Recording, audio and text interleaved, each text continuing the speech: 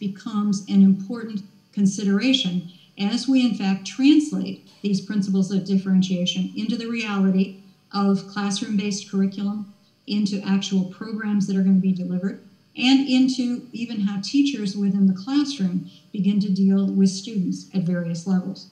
In our secondary programs in the United States, in most classrooms that run International Baccalaureate and run advanced placement programs, the two most popular secondary programs, most of those classrooms include not only students who have been identified as gifted, but students who are at that next level down that you suggest maybe aren't quite ready.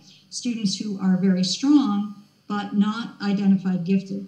Both of those populations tend to populate these classes, and teachers learn to work with them, again, through small group instruction, so that the gifted aren't left behind to do routine work, and those who can't quite handle everything that some of the students can handle are given challenging tasks, although not the same tasks.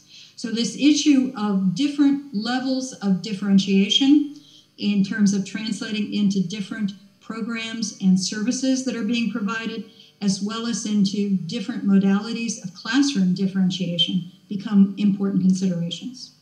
Thank you very much, Joyce. Thanks. That explains. Okay, we've got time for some more questions. The lady over here, this lady over to you first. Hello. Hi.